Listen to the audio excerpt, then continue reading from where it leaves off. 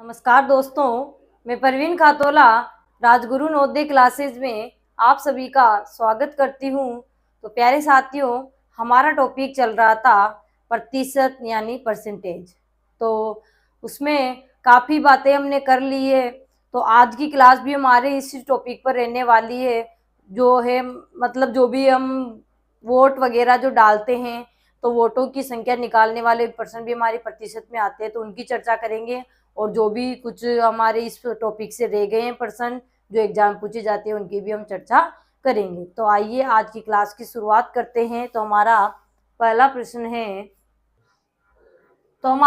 प्रश्न है कि एक चुनाव में केवल 2 उम्मीदवार थे। उम्मीदवार बोल सकते हैं, प्रत्याशी बोल सकते हैं, ठीक है। उम्मीदवार जिसे 43% मत प्राप्त हुए, दूसरे उम्मीदवार द्वारा 420 मतों से पराजित हो गया। पराजित का मतलब हार हो गया, ठीक है। तो 420 मतों से हार गया, इसका मतलब है कि दोनों के बीच का वोट का अंतर है ये 420, यानी दूसरे को इससे 420 ज्यादा मिले होंगे, ठीक है। तो मतदान में कितने मत डाले गए, यानी कुल मत कितने डाले गए, तो आपको पता है जो भी मत डाले गए होंगे पूरे 100% है। 100% होकर ही यहाँ पर 100% मानकर ही यहाँ पर चलना है, ठीक है। तो 100% वोट डाले गए, उम्मीदवार कितने, केवल 2 ही है, ठीक है। तो इस प्रश्न के करने के भी हमारे पास 2 तरीके हैं, ठीक है। और भी तरीके हो सकते हैं, 2 तरीके मैं आपको बता रही हूँ, ठीक है। तो पहला तरीका है कि हम यहाँ पर मान सकते हैं कि माना की कुल मत बराबर 1 से, यानी मत का मतलब वोट, ठीक है। कुल मत कितने डाले गए, 1 डाले गए। अब एक प्रत्याशी कितने वोट मिले, 43%, ठीक है। एक प्रत्याशी या एक उम्मीदवार को वोट मिले हैं 43%। तो पूरे 100% वोट थे, तो 100% में से 43% एक उम्मीदवार को मिल गए। तो यहां से हम दूसरे उम्मीदवार के वोट भी निकाल सकते हैं कि उसको कितने प्रतिशत मिले होंगे। निकाल सकते हैं, नहीं निकाल सकते, निकाल सकते हैं। दूसरे उम्मीदवार, तो दूसरे उम्मीदवार को कितने मिले, तो 100 माइनस 43 बराबर 57%, यानी दूसरे उम्मीदवार को 57 मिले। अभी दोनों प्रतिशत देखते हैं, आपको समझ में आ गया कि जिसको 57% मिले होंगे वो तो जीत गया, और 43% जिसको वोट मिले होंगे वो हार गया। और जो हार रहा है वो कितने वोटों से आ रहा है, 420 वोटों से आ रहा है, ठीक है। तो यहाँ पर हम कहेंगे कि एक्स का एक, तो दोनों का अंतर कर लेंगे, क्योंकि ये देखो 420 मतों से हारा, इसका मतलब उन दोनों के बीच का अंतर है। एक को 420 ज्यादा मिले तो दूसरे को 420 कम मिले, ठीक है। तो हम कहेंगे कि एक उम्मीदवार को, अब ये देखो ये जीतने वाले को ज्यादा मिले हैं, ये 57% जो जिसको मिले हैं वोट उम्मीदवार को वो जीता होगा, ठीक है। तो इसको पहले हम लिखेंगे, तो एक को तो मिले एक्स का 57%, ठीक है। और उसमें से क्या घटा देंगे, एक्स का 43%, दूसरे को मिले एक्स का 43%। भाई कुल मत है तो कुल का 57% तो एक को मिल गया, दूसरे को एक्स का 43% मिल गया। और दोनों के बीच का अंतर, यहाँ अंतर कितना आ रहा है, दोनों के बीच का अंतर वोटों का अंतर कितना आ रहा है, 420, तो बराबर में 420 लिख दिया। समीकरण बन गया कि कुल वोट हमारे कितने थे, मत कितने थे, हमने मान ली एक्स। एक उम्मीदवार को यहाँ दिया हुआ है 43, तो दूसरे का हमने निकाले क्योंकि यहाँ उम्मीदवार केवल 2 ही है, ठीक है।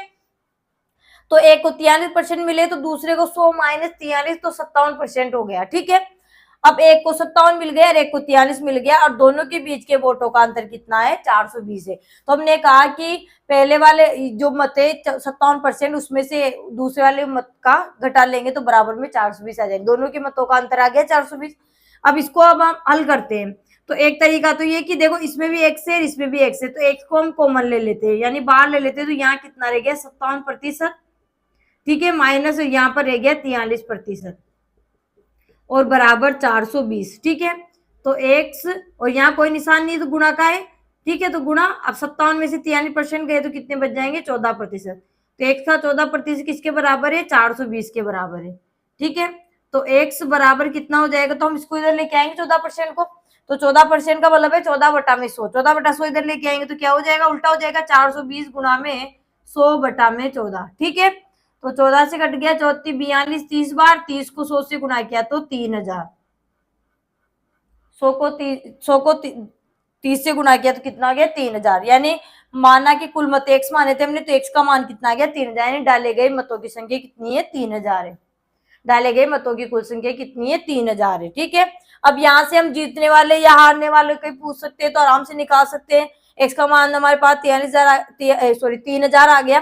तो यहाँ हमें दोनों का पता है कि एक को 43 मिले, एक को 57 मिले, यानी 57 वाला जीतना होगा। अगर ऐसे पूछ ले प्रश्न में कि जीतने वाले को कितने वोट मिले, तो फिर हम क्या निकाल लेंगे, 3000 का 57% निकाल लेंगे। ठीक है, हारने वाले को कितने मिले, तो 3000 का हम 43% निकाल लेंगे। ठीक है, यहाँ हालांकि ऐसा पूछा नहीं कि पूछ ले अगर आगे भी प्रश्न में, तो हम कर सकते हैं। ठीक है, हमें यहाँ पर केवल टोटल मत कितने डाले गए हैं वो पूछा गया है, तो वो है 3000। ठीक है, एक तरीका तो ये हो गया। चलिए दूसरा तरीका देखिए, यहां तक तो हम करेंगे। एक उम्मीदवार को कितने मिले हैं, हमें एक उम्मीदवार को मिले हैं 43% वोट। ठीक है, तो दूसरे उम्मीदवार को कितने मिलेंगे अपने आप निकाल सकते हैं हम। जैसे हमने पहले निकाला था कि एक कक्षा में 40%, अगर लड़कियां हैं तो लड़के कितने होंगे, 60%। भाई 100 में से 40 गए तो 60 हो जाएंगे। अगर एक कक्षा में 70% लड़के हैं तो लड़कियां हो जाएगी 30%।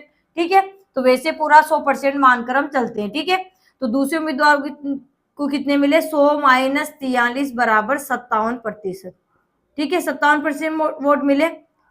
ठीक है, दोनों के वोट है, और ये 420 है वो क्या है, यहाँ पर आपको समझना है। तो ये दोनों के वोटों का क्या है, अंतर है। हार गया मतलब एक को 420 ज्यादा मिले तो दूसरे को 420 उससे कम मिले, तभी तो उनके बीच में डिफरेंस आ गया, हार गया। तो उनका अंतर है, वोटों का अंतर। अब यहाँ प्रतिशत जब हमें दोनों का पता चल गया तो हम दोनों का अंतर कर सकते हैं, प्रतिशतों का अंतर, यानी वोटों का प्रतिशत, वोटों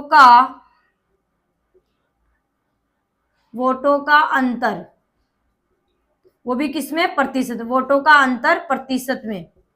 तो कितना हो जाएगा, तो एक को तो 57 मिले, माइनस एक को मिले 43%, तो बराबर हो गया 14%। यानी वोटों का प्रतिशत में अगर अंतर पूछे तो कितना, 14% वोटों से हार गया। ठीक है, और अगर वोटों में संख्या पूछे तो वोटों का अंतर बराबर है 420। वोटों का अंतर कितना है, 420। ठीक है, अब ये दोनों हम बराबर में रख सकते हैं। ये बात मैंने पहले भी हम प्रश्न किए थे, तब बराबर में वहां पर रखने के लिए मैंने आपको कहा था कि क्योंकि देखो दोनों सेम है, ये भी वोट है, ये भी वोट है, अंतर है। ये अंतर किसमें, प्रतिशत में, और ये अंतर किसमें, संख्या के रूप में। तो दोनों को हम बराबर में रख सकते हैं। तो हमें कुल निकालना है, तो कुल का मतलब क्या होता है, पूरा 100% होता है। तो जब भी हमें 100% निकालता है तो हम रामबाण विधि से कर सकते हैं, या फिर 14% का मान ये है तो हमें पूरे 100% का निकाल सकते हैं। तो इसको हम ऐसे लिख सकते हैं कि 14% बराबर, अगर 420 है तो 1% बराबर कम होगा, तो 420 बटा में 14, तो 100% वोट बराबर क्या होंगे, तो ज्यादा होंगे। ज्यादा के लिए हम क्या करेंगे, गुणा। तो 420 बटा में 14 और गुणा में 100, तो 14 से 30 बार, 30 को 100 से गुणा किया तो 3000, तो 3000 वोट डाले गए। ठीक है, 100% का मतलब पूरे 3000 वोट वहां पर डाले गए। ठीक है, तो दोनों तरीके आपको समझ में आ गए होंगे, दोनों अच्छे तरीके हैं, सीधे ही है। ठीक है, तो आप एक्स मान लिए, मैंने इतना लंबा लिखा है, आप इतना कर नहीं सकते, आप फटाफट से कर लीजिए। 43 का करके भाई दूसरे को यहाँ पर मिले होंगे 57, फिर घटाकर आप डायरेक्ट यहाँ पर ये जो किया है रामबाण विधि से, आप इसको क्या करोगे, 14% का उल्टा गुणा कर दोगे, यानी 100 बटा में 14। ठीक है, या फिर 14 बराबर ये है तो 1 बराबर ये, तो 100 बराबर ये। ठीक है, तो यहाँ बस इतना सा आपको करने की जरूरत पड़ेगी, इससे ही आपका आंसर आ जाएगा। ये ऊपर आपको लिखने की जरूरत नहीं है, तो आपको समझाने के लिए मैंने यहाँ पर लिखा है। ठीक है, तो डी हमारा क्या हो जाएगा, इसका सही आंसर हो जाएगा। चलिए आगे बढ़ते हैं। प्रश्न है कि एक चुनाव में एक प्रत्याशी कुल मतों का 40% प्राप्त करता है, किंतु अन्य प्रत्याशी से 300 मतों से हार जाता है। यानी जिसने 40% वोट प्राप्त किए हैं वो दूसरे प्रत्याशी 300 वोट से वो हार गया है। ठीक है, डाले गए कुल मतों की संख्या क्या होगी। ठीक है, तो यहाँ पर दो तरीके से करेंगे हम। तो पहला तरीका क्या मानेंगे कि माना कि कुल मत बराबर कितने, एक्स मत डाले गए। ठीक है, अब एक प्रत्याशी को तो कितने वोट मिले पहले से लिखा है, एक प्रत्याशी को बराबर कितने वोट मिले, 40%। इसका मतलब जो दूसरा प्रत्याशी, ये हारने वाला प्रत्याशी है 40%। ठीक है, 300 मतों से आ रहा है, इसको 40% वोट मिले, इसका मतलब दूसरे प्रत्याशी, अन्य प्रत्याशी जिससे आ रहा है तो उसको कितने मिले होंगे, तो दूसरे प्रत्याशी। तो आराम से हम बता सकते हैं, क्योंकि पूरा 100% वोट पड़े, उसमें 40% एक प्रत्याशी को मिल गए, तो दूसरे को कितने मिले, 60। तो 100 माइनस 40 बराबर 60%, यानी दूसरे को 60% वोट मिले। ठीक है, अब 300 मतों से हार गया तो ये 40% वाला आ रहा है, इसका मतलब इन दोनों के बीच का अंतर अगर परसेंट में देखिए तो 20 आ रहा है भाई, 40 है ये 60 है, तो अंतर तो 20 का आ रहा है। एक को 40% वोट मिले, एक को 60% मिले, तो दोनों के बीच 20% वोटों का फर्क आ गया, और वो किसके बराबर है, 300 के बराबर है। ठीक है ना, 300 के बराबर है, तो एक तो हम ऐसे लिख सकते हैं कि टोटल मत कितने थे, एक्स थे, और एक्स का जो क्या है हमारा 20% बराबर क्या है, 300 के। या पूरा लिख के मैं आपको बता रही हूँ, बात तो वहां पर ही आएगी। ठीक है, तो यहां से हम क्या लिख सकते हैं कि एक्स का, अब देखो इसको आगे लिखेंगे ना, क्योंकि 60% वाला जीता है, तो इसमें से हारने वालों की वोट को घटा देंगे, तो बराबर में इसका अंतर कितना आ जाएगा, 300। तो एक प्रत्याशी को मिले एक्स का 60% माइनस दूसरे प्रत्याशी को मिले एक्स का 40%, और दोनों को हम क्या कर देंगे, घटा देंगे। भाई एक को तो वोट मिले 60% कुल मतों का, और एक को कुल मतों का 40% मिला, और दोनों के बीच का अगर हम अंतर करें तो कितने के बराबर आ रहा है, 300 मतों के बराबर है, क्योंकि 300 वोट से उनकी हार जीत हुई है। ठीक है, ये समीकरण बन गया। अब दोनों में एक्स एक्स कॉमन है, कॉमन नहीं लगे करो तो आप इस तरीके से करना जानते तो ऐसे करोगे तो भी बात एक ही है। ठीक है, तो दोनों में एक्स एक्स कॉमन है, एक्स बार ले लेंगे तो यहाँ तो रह जाएगा 60% माइनस, और यहाँ रह जाएगा 40%, क्योंकि एक्स बार आ गया है। ठीक है, और बराबर 300। अब एक्स यहाँ रह जाएगा गुणा 60% में 40% गए तो 20%, 20% को हम 20/100 भी लिख सकते हैं, नहीं लिखना चाहते हो तो 20%, एक्स का 20% बराबर किसके बराबर है, 300। यही बात मैं आपको बता रही थी, तो यहाँ से लिख सकते हैं आप, इतना आपको लिखने की जरूरत नहीं है, तो आपको समझाने के लिए लिखा है मैंने इतना सब कुछ। ठीक है, यहाँ पर आप आराम से कर सकते हो कि एक प्रत्याशी को अगर 40 मिले तो दूसरे को, दिमाग में रखना है कि दूसरे को मिले 60, तो दोनों के बीच 60-40 के बीच 20 का अंतर, और 20 का अंतर किसके बराबर, 300 के बराबर, तो इसका 20% बराबर 300 आ गया आंसर, एक लाइन में आंसर आ जाएगा। ठीक है, तो x बराबर 300 गुणा में, अब 20% इधर लेके आएंगे तो 20% का मतलब है 20/100, तो इधर आते क्या हो जाएगा, 100/20। ठीक है, 20 से काट लीजिए एक बार, 20 से 5 बार, 5 को 300 से गुना किया तो 1500, यानी डाले गए वोटों की संख्या कितनी है, 1500। डाले गए वोटों की संख्या कितनी है, 1500। ठीक है, दूसरा तरीका भी वही है सेम, तो यहाँ पर ये बात तो हम लिखेंगे कि एक प्रत्याशी 40 मिले तो दूसरे को 60 मिले, तो दोनों के बीच का अंतर कितना हुआ, वोटों का प्रतिशत में अंतर, वोटों का अंतर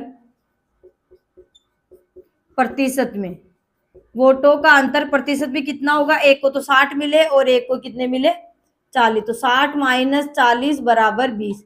अब ये 60 कहां से आई है तो आपको पता चल गया ना भाई, 100 में से घटाए तब। ठीक है, 20% आ गया वोटों का अंतर, और इस तरीके संख्या में देखिए तो वोटों का अंतर कितना है इनका, तो वोटों का अंतर बराबर है 300।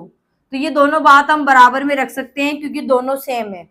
क्यों है, यहाँ वोटों का अंतर है और यहाँ वोटों का अंतर, ये प्रतिशत में है, ये संख्या के रूप में, तो बराबर में हम रख सकते हैं। यानी हम यूं कह सकते हैं कि 20% बराबर क्या होता है, 300 वोट होते हैं। तो पूरे वोट कितने, 100%, 100% तो हमें निकालने कुल मत, तो हम क्या लिखेंगे कि 20% बराबर अगर 300 है तो 1% बराबर कम होगा, यानी 300/20, तो 100% बराबर क्या होगा, ज्यादा, तो 300/20 गुणा में 100, तो 20 से कम 20, देखो इनकी प्रतिशत लग रही थी, यहाँ प्रतिशत है, यहाँ प्रतिशत है, यहाँ पर भी प्रतिशत, तो प्रतिशत से प्रतिशत कट जाएगा। ठीक, तो कंफ्यूज नहीं होना कि यहाँ प्रतिशत में था और यहाँ प्रतिशत में नहीं आया, तो प्रतिशत से प्रतिशत कट गया इसलिए। ठीक है, तो 20 से कम 20, 20×5 100, 5 को 300 से गुना किया तो 1500, यानी पूरे वोट जो डाले गए थे वो कितने हैं, 1500। ठीक है, दोनों अच्छे तरीके हैं, इसमें यहाँ पर एक लाइन करनी है, यहाँ पर भी एक करना। रामबाण विधि से करना चाहते हो आप तो बस ये आपको ये लाइन ही लिखनी पड़ेगी। ठीक है, इतना तो मैंने आपको समझाने के लिए किया है। ठीक है, तो हमारा आंसर क्या हो जाएगा, ए हमारा आंसर हो जाएगा कि डाले गए वोटों की संख्या कितनी थी, 1500 थी। ठीक है, चलिए आगे। अगला प्रश्न है, दो उम्मीदवारों के बीच एक चुनाव में डाले गए मतों का 30% मत पाने वाला उम्मीदवार 16,000 मतों से पराजित होता है, तो डाले गए मतों की कुल संख्या कितनी थी। ठीक है, तो डाले गए वोट कितने थे हमारे, पूरे 100% थे। ठीक है, उस 100% में से 30% तो एक उम्मीदवार को मिले हैं, लेकिन वो 16,000 मतों से हार गया। इसका मतलब है कि दूसरे को कितने मिले, 70, तभी तो 70 और 30 कितने हो जाएंगे, 100। तो एक उम्मीदवार को अगर 30 मिले हैं, एक उम्मीदवार को अगर 30 मिले हैं, एक उम्मीदवार बराबर 30% वोट मिले हैं, इसका मतलब है कि दूसरे उम्मीदवार को कितने मिले, दूसरे उम्मीदवार को मिले हैं 70%। लिख सकते हैं आराम से। अब 70 कहां से पता चल गया, 100 माइनस 30 बराबर 70, क्योंकि एक को तो 30 मिल गए 100 में से, तो दूसरे को 70 मिले, तभी तो पूरा 100% होगा।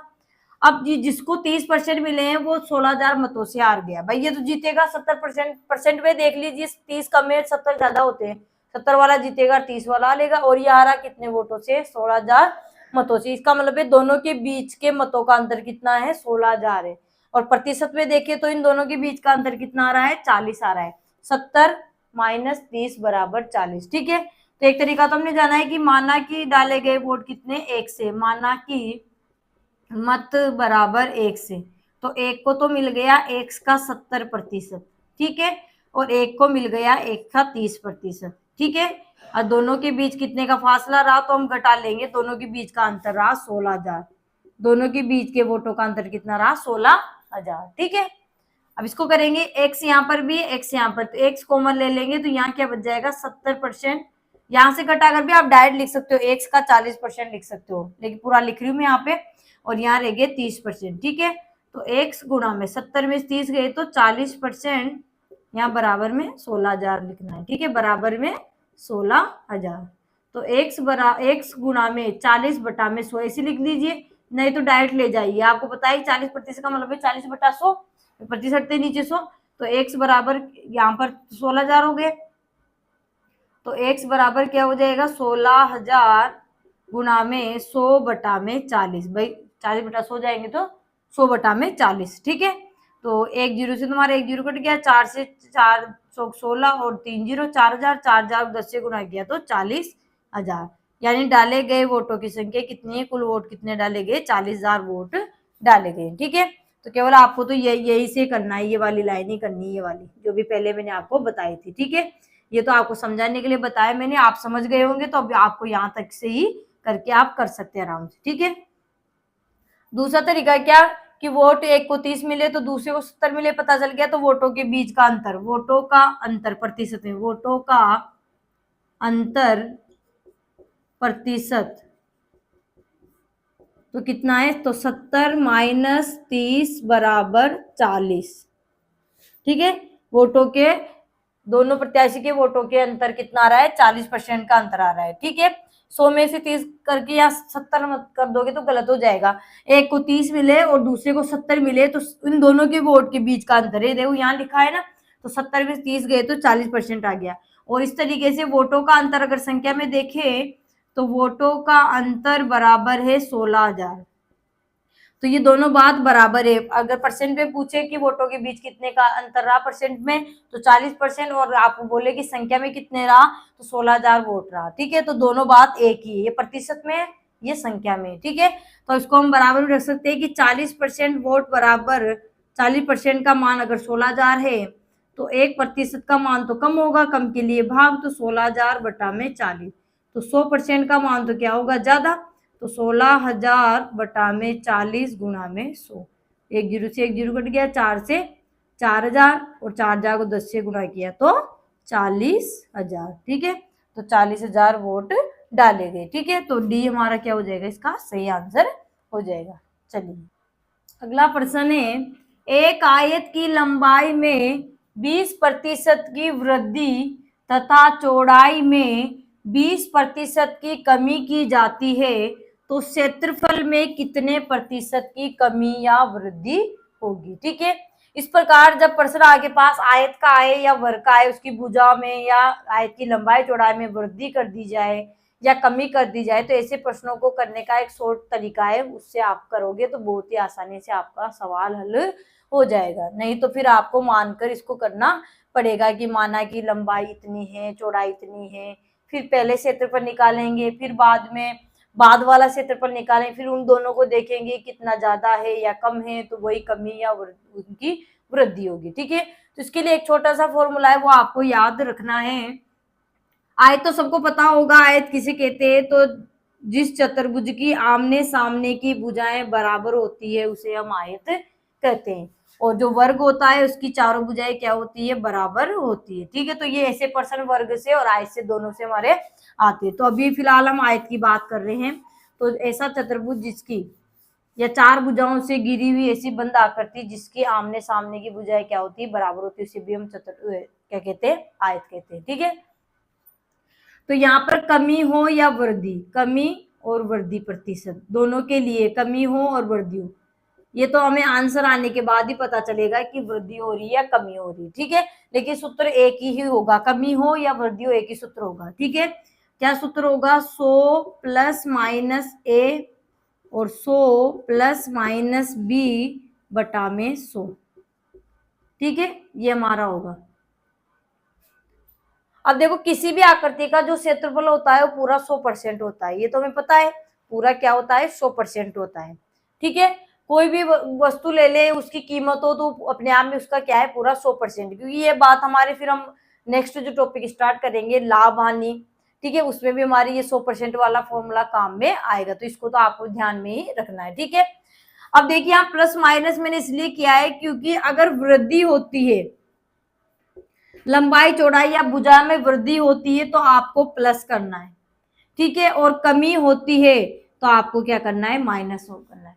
अब दोनों वृद्धि भी हो सकती है, दोनों कमी भी हो सकती है, एक वृद्धि और एक कमी हो सकती है। ठीक है, यहाँ पर एक वृद्धि हो रही है, एक कमी हो रही है, दोनों तरफ वृद्धि भी हो सकती है, दोनों तरफ कमी भी हो सकती है। ठीक है, तो जहां वृद्धि दिख जाए आपको प्लस करना है, कमी दिख जाए आपको माइनस करना है। ठीक है, चलिए अब इस फॉर्मूले में इसको जमाते हैं, बहुत ही आपको एक लाइन में आंसर मिल जाएगा। तो पहले देखिए, लंबाई में 20% की वृद्धि हो रही, तो यहाँ पर प्लस माइनस में कौन सा निशान आएगा, प्लस। और ए देखो आयत की अब दो भुजाएं होती है। ठीक है, लंबाई और चौड़ाई, वर्ग की भी ऐसे तो लंबाई चौड़ाई होती है लेकिन वो समान होती है, इसलिए हमने उनका नाम भुजा भुजा दिया है। तो हम जब परिमाप और क्षेत्रफल पढ़ेंगे तब आपको और अच्छे से समझ में वहां पर आ जाएगा आयत किसे कहते हैं।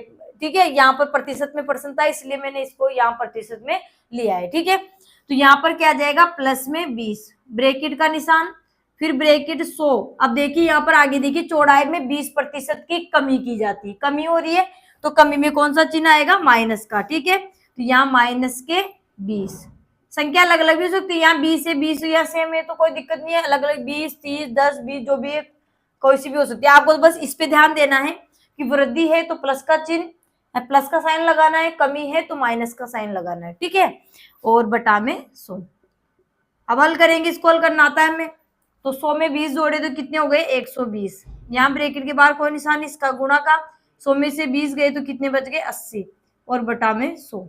तो एक जीरो से तुम्हारा एक जीरो कट गया और एक जीरो से एक जीरो कट गया, तो 12 अट्टे कितने हो गए, 96। अब ये 96 आए। अब मैंने अभी आपको क्या बताया था कि क्षेत्रफल, किसी भी आकृति का क्षेत्रफल होगा वो पूरा 100% होता है, तो ये 100% था और ये हमारा जो आंसर आया है वो 96 आया है। तो ये 100 से कम है या ज्यादा है, तो आप कहोगे भाई कम है। कितना कम है, कि 4% कम है। ठीक है, तो 4% कम है तो इसका मतलब है देखो 100 आया है, 100 से कम है तो घट जाएगा, 100 से ज्यादा है यहाँ पर घटेगा, तो सही हो, तो 100% होता है पूरा। अब यहाँ 96 है तो यहाँ कितने कम है, तो 100 माइनस 96 बराबर 4%। ठीक है, अब देखिए आंसर पे जाइए आप, 4% इसमें भी है, 4% इसमें भी, 16 वाला तो इसे गलत हो गया। लेकिन अब आपका दिमाग में आ रहा होगा कि अब कमी लिखे या वृद्धि लिखे, तो पूरा 100%, अब 100 से ये कम आ गया, इसका मतलब कमी हो रही है। अगर 100 से ज्यादा भी 100 से ज्यादा आ जाएगा तो वृद्धि होगी। मान लो यहाँ पर 104 आ जाते हैं 96 की जगह, तो फिर क्या कहते हैं कि 4% की क्या हो गई, वृद्धि हो गई है। तो यहाँ 96 आया तो 100 से कितना कम, 4 कम, तो 4% की क्या हो जाएगी, क्षेत्रफल में कमी हो जाएगी। तो ए हमारा क्या हो जाएगा, इसका सही आंसर हो जाएगा। ठीक है, बहुत ही शॉर्ट तरीके से आप इसको कर सकते हैं। चलिए अगला प्रश्न है, यदि किसी वर्ग की भुजा को 20% बढ़ा दिया जाए तो उसके क्षेत्रफल में कितने प्रतिशत की वृद्धि होगी। यहाँ दिया हुआ है कितनी वृद्धि होगी, तो ऑप्शन दिए हुए हैं।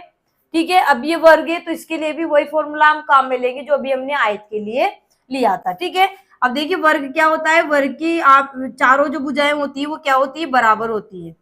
ठीक है, अब आप इसमें कहोगे लंबाई चौड़ाई ए और बी दो अलग कैसे हुई, देखिए लंबाई चौड़ाई तो इसमें भी होती है, ये भी लंबाई है और ये चौड़ाई है, ये चौड़ाई है तो ये भी चौड़ाई है, ये लंबाई है तो ये भी लंबाई, लेकिन ये चारों क्या होती है, समान होती है। तो फिर हम लंबाई चौड़ाई अलग अलग नाम नहीं ले सकते, इसलिए हमने इनका नाम दे दिया। ये भुजा है तो ये भी क्या होगी, भुजा होगी, और ये भी क्या होगी, भुजा होगी, और ये भी क्या होगी, भुजा होगी। अगर चारों बराबर नहीं होती तो एक लंबाई और एक चौड़ाई हो जाएगी, लेकिन चारों ही समान है भाई। ये तो इसकी लंबाई है और ये इसकी वर्ग की चौड़ाई है, लेकिन समान होने का इनका नाम एक दे दिया। ये भुजा है तो ये भुजा होगी, ये भुजा होगी तो ये भुजा होगी, ये भुजा है तो ये भी भुजा होगी। ठीक है, तो सूत्र तो हमारा दोनों में एक ही लगेगा। ठीक है, कमी हो या वृद्धि हो एक ही लगेगा, आयत हो या वर्ग हो एक ही लगेगा। ठीक है, तो कमी या वृद्धि प्रतिशत, तो क्या सूत्र लगेगा, bracket 100 plus minus A bracket 100 plus minus B और बटा में 100। ठीक है, अब वर्ग की चारों भुजाएं बराबर होती है, भुजा में 20% की वृद्धि कर रहे हैं, तो ठीक दोनों जगह ही हमारा क्या आएगा, प्लस का चिन्ह आएगा। ठीक है, आयत में तो अलग अलग हो जाएगी ना, लंबाई अलग और चौड़ाई अलग, इसमें भुजा है, इसका मतलब चारों भुजाएं बराबर होती है, तो यहाँ वृद्धि है तो दोनों जगह ही प्लस हमारा आएगा। ठीक है, तो हम क्या लिखेंगे, 100 प्लस 20 ब्रैकेट 100 प्लस 20। ठीक है, और बटा में 100। ठीक है, भुजाएं भाई, भुजा वर्ग की तो भुजाएं होती है, अभी आपको बता दिया क्यों होती है, तो दोनों जगह अब बढ़ा दी, तो यहाँ पर क्या लिख दी, बढ़ाने का मतलब है वृद्धि करना, एक ही बात है, तो 20 20 दोनों ही जगह प्लस आ जाएगा। 100 में 20 जोड़े तो कितने हो गए, 120, 100 में 20 जोड़े तो 120 और बटा में 100, एक जीरो से एक जीरो गया, एक जीरो से एक जीरो गया, 12 को 12 से गुणा किया तो 144, 12 को 12 से गुणा किया तो 144 आ गया। अब देखो पूरा परसेंटेज, जो वर्ग का पूरा परसेंट आएगा वो पूरा 100% आएगा। ठीक है, किसी भी आकृति का अगर हम क्षेत्र पर निकाल तो अपने आप में पूरा 100% है। ठीक है, 100% आ गया। अभी 100 से ज्यादा है, कम है, तो आपको ज्यादा है, कितना ज्यादा है, 44 ज्यादा है, तो हम ऐसे निकाल लो, 144 माइनस 100 बराबर 44%। ठीक है भाई, 144 में 100 गए तो 44, तो 44% क्या हो जाएगी, उसके क्षेत्रफल में वृद्धि हो जाएगी, किसके में, वर्ग के में। ठीक है, 100 से ज्यादा आ गया तो वृद्धि, और 100 से कम आ गया है तो कमी। ठीक है, तो ज्यादा आया है तो यहाँ पर तो केवल हमें ज्यादा पहले से दिया हुआ था कि वृद्धि होगी, बस हमें संख्या मान निकाला था कितना ज्यादा है। ठीक है, तो 144 नहीं लिखना है हमें, 100 से 44 ज्यादा है, इसलिए 44% की वृद्धि हो गई। ठीक है, चलिए आगे बढ़ते हैं। अगला प्रश्न है कि एक वर्ग की भुजा को 10% घटा दिया जाए तो उसके क्षेत्रफल में कितने प्रतिशत की कमी होगी। ठीक है, तो यहाँ पर घटाने की बात हो रही है, भुजा को घटाया जा रहा है। ठीक है, तो फॉर्मूला वही काम मिलेंगे हम, कौन सा, कमी या वृद्धि प्रतिशत, दोनों के लिए एक ही फॉर्मूला काम आएगा। ठीक है, तो क्या लिखेंगे, bracket 100 plus minus A bracket 100 plus minus B और बटा में 100। ठीक है, तो यहाँ पर भुजा में क्या हो रही है, 10% घटाया जा रहा है, तो दोनों जगह क्या आएगा, minus 100 minus 10 bracket 100 minus 10 bracket बंद बटा में 100। ठीक है, तो 100 में से 10 गए तो कितने बचेंगे, 90, गुणा में 100 में से 10 गए तो 90 और बटा में 100, एक जीरो से एक जीरो गया, एक जीरो से एक जीरो, नामे नामे कितने हो गए, 81, नामे नामे 81% हो गया। ठीक है, तो देखिए यहाँ पर पूरा क्या था, क्षेत्रफल 100% था, 100 का यहाँ कितना हो गया, 81 हो गया, तो कमी हो गई, क्या हो गई, यहाँ पर कमी हो गई, कितनी कमी हो गई, पूरा 100% बना था, 100 में यहाँ 81 हमारा आया, इसका मतलब कितना कम है, तो 100 माइनस 81 बराबर 19, यानी 19% की क्या हो जाएगी, हमारे कमी हो जाएगी। भाई यहाँ प्रतिशत का चिन्ह कैसे लगाइए, आपके दिमाग में चल रहा होगा, तो पूरा 100% होता है, अब 100 का आप कितना भी निकालो वही संख्या आती है, इसलिए यही 19 आ जाएगा। ठीक है, 100% है, और यहाँ पर कितना आया हमारा, 81 आया है। ठीक है, तो यहाँ पर क्या हो जाएगा, 19% की क्या हो जाएगी, क्षेत्रफल में कमी हो जाएगी, तो सी हमारा क्या हो जाएगा, इसका सही आंसर हो जाएगा। ठीक है, चलिए आगे बढ़ते हैं। अगला प्रश्न है कि एक व्यक्ति ने अपनी आय का 4% दान में दिया और 10% बैंक में जमा किया। अब यदि उसके पास 1075 रुपये बचता है या बचते हैं तो उसकी आय ज्ञात करें। तो उसकी जो भी आय होगी वो क्या होगी, पूरी 100% होगी। उस 100% जो आय थी उसमें से 4% उसने दान में दिया है और 10% बैंक में जमा कर दिया। इसका मतलब 10 और 4 कितने हो गए, 14%। 14% उसके खर्च हो गए, ये मान सकते हैं हम, जमा कर दिया, दान में दे दिया, बेटी को दे दिया, बेटे किसी को भी दे दिया, तो उसके देने के बाद जो भी प्रतिशत में बचा है तो वो रुपए में अगर देखे तो कितना है, 1075 रुपये है। समझ में आ रहा है थोड़ा थोड़ा। ठीक है।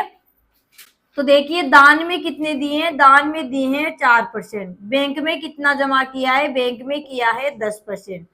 ठीक है, तो शेष कितना बच गया, तो शेष कैसे निकाल सकते हैं हम, 100 माइनस 14 बराबर कितना आ जाएगा हमारे 86। ठीक है, यानी 86% क्या रह गया, उसके पास शेष बच गया। 100 कहाँ से आया, पूरा 100% आया हम मानेंगे, क्योंकि मानेंगे हम होती है पूरी 100% ही होगी जो भी आई होगी। तो 100 में से 4 दान में दे दिया, 10 बैंक में दे दिया। तो 100 यहाँ प्रतिशत लगा लीजिए, आप निशान कंफ्यूज हो रहे हो तो 100% में से 14% घटाए तो कितने बचेंगे, 86% मनी जो थी उसकी आई थी वो उसके पास शेष बच गई है। ठीक है, ये 86% शेष बच गई है और शेष बराबर यहाँ पर दिया हुआ है। अब यदि उसके पास 1075 रुपए बचते हैं तो शेष बराबर 1075 रुपए। ठीक है, ये दोनों हम बराबर में रख सकते हैं। इनको क्यों रख सकते हैं, क्योंकि ये शेष प्रतिशत में है मान और ये हमारे रुपए में है, ये प्रतिशत में है और ये रुपए में है। ठीक है, तो ये दोनों हमारे बराबर होंगे। तो हम इसको इस तरीके से, या तो आप यहाँ पर x मान कर लीजिए कि माना की आय कितनी है 1 से, या कह सकते हैं आप माना की आय बराबर क्या है 1 से। ठीक है, और x का क्या है यहाँ पर 86%, उसके बाद शेष बचता है जो किसके बराबर है 1075 के बराबर। ठीक है, तो हम क्या लिखेंगे कि x का 86% बराबर क्या होता है 1075 होता है। ठीक है, इसको आगे हल करेंगे तो x का मतलब गुणा 86% हटते नीचे 100 और बराबर 1075। तो x बराबर क्या हो जाएगा 1075 गुणा में उल्टा हो जाएगा 100 बटा में 86। काटेंगे तो 2 से 2 चौक 8, 2 तिया 6, 2 से कितनी बार 50 बार। अब 43 एक अभाज्य संख्या है तो 43 से काटते हैं, कट रहा है तो ठीक है।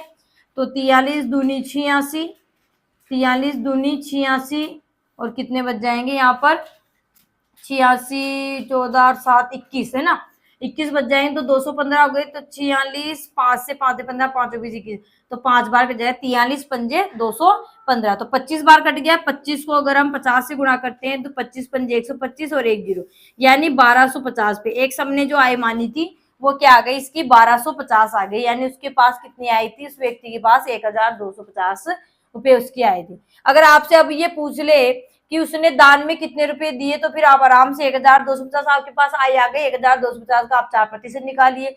कहे बैंक में कितने जमा कराए तो 1250 का आप 10% भी निकाल सकते हैं। ठीक है, तो आराम से आपके पास आ जाएगा। एक तरीका तो ये हो जाएगा। यहाँ से दूसरा तरीका ये हो जाएगा कि 86% बराबर अगर 175 है, सॉरी 1075 है। ठीक है, तो इसको हम यहाँ, इसका आंसर में यहाँ लिख रही हूँ 1250। ठीक है, तो यहाँ से हम दूसरा तरीका भी इसका कर सकते हैं कि यहाँ हमें पता चल गया कि 4% दान में दे रहा है, 10% बैंक में जमा की। इसका मतलब शेष कितनी धन बच गया उसके बाद 86%, जो किसके बराबर है शेष बता रहा है या रुपए में 1075 है। तो ये दोनों बराबर है क्योंकि ये भी शेष है ये भी शेष है, ये प्रतिशत में है ये रुपए में। जैसे भी हमने वोट वाला प्रश्न किया था, वोटों के प्रतिशत में अंतर है और हार जीत का अंतर भी वहां पर हमें दिया हुआ था। ठीक है, तो इन दोनों को हम बराबर रख सकते हैं। तो हम कह सकते हैं कि 86% की वैल्यू अगर 1075 है तो जो भी आई हो पूरी 100% हमें निकालनी है। तो हम लिख सकते हैं कि 86% बराबर अगर 1075 है तो 1% बराबर तो कम होगा, तो 1075 बटा में 86। तो यहाँ पर हम लिख सकते हैं कि 100% बराबर क्या होगा ज्यादा, तो 1075 बटा में 86 गुणा में 100। ठीक है, 1075। ठीक है, तो 2 से 2 चौक 8, 2 तिया 6, 2 से कितनी बार 50 बार। 43 से भी काटा था हमने, कितनी बार काटा था 25 बार। ठीक है, 25 को 50 से गुणा किया तो 1250 रुपये, तो उसकी आय कितनी थी 1250। तो ये इस तरीके से भी आप कर सकते, एक्स नहीं मानोगे तो यहाँ तक तो किया आपने, और यहाँ से फिर आप इस तरीके से यहाँ तक 86 निकाल कर ये आ गया इसका, यहाँ से फिर आप उठाकर इस तरीके से कर सकते हो, एक्स नहीं मानोगे तो। ठीक है, एक्स मान कर चाहते हो तो एक्स मान कर भी आप कर सकते हैं। ठीक है, तो हमारा आंसर क्या हो जाएगा इसका, हमारा आंसर हो जाएगा 1250 रुपये। चलिए अगला प्रश्न है कि एक आदमी ने अपनी आमदनी का 45% खाने में खर्च किया, 25% कपड़ा खरीदने में खर्च किया। अब यदि उसके पास 135 रुपए बच गए तो उसकी कुल आमदनी यानी आय कितनी थी ये निकालना है। ठीक है, तो पूरी जो आय है वो पूरी 100% है। अब 100% में से 45% तो उसने खाने पे खर्च कर दिए और 25% कपड़े खरीदने में खर्च कर दिए, और उसके बाद जो बचा वो कितना रुपए बचा उसके पास 135 रुपए। ठीक है, तो यहाँ पर हम शेष अगर निकाले तो कैसे निकालेंगे, 45% तो क्या कर दिया, खाने में खर्च कर दिए, प्लस 25% कपड़े पे खर्च कर दिए, तो कुल खर्च कितना कर दिए, 70%। कुल खर्च कितना कर दिया, आमदनी का 70% तो खर्च कर दिया।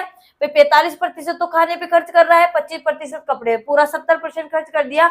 इसका मतलब शेष कितना बच गया उसके पास धन, तो शेष बराबर पूरा 100% था, 100 में से 70% तो खर्च कर दिया, तो 30% धन उसके पास शेष रह गया उस व्यक्ति के पास। ठीक है, तो जो शेष पैसे रहे हैं वो ये प्रतिशत में तो हमने निकाला 30%, और अगर रुपए में देखें तो कितने रुपए बच गए उसके पास, 135 रुपए। ठीक है, तो ये 135 रुपये। ठीक है, ये दोनों बात एक ही लिख सकते हैं हम, बराबर में लिख सकते हैं, क्योंकि ये भी शेष है और ये भी शेष है, ये प्रतिशत में शेष है और ये 135 रुपए में है। ठीक है, यानी संख्या में मान है। ठीक है, तो आपसे कहे कि कितना धन उसके पास शेष बचा, तो 30%, और पैसों में इसमें रुपए में पूछे तो 135 रुपए। ठीक है, तो अब यहाँ पर 30% का मान हमें पता है कि 135 है, तो पूरी आय पूरी 100% हमें निकालनी है, तो हम लिख सकते हैं कि 30% बराबर, अगर 135 है तो 1% बराबर क्या होगा, कम होगा, तो 135 बटा में 30, तो 100% बराबर क्या होगा, ज्यादा, तो 135 बटा में 30 गुणा में 100।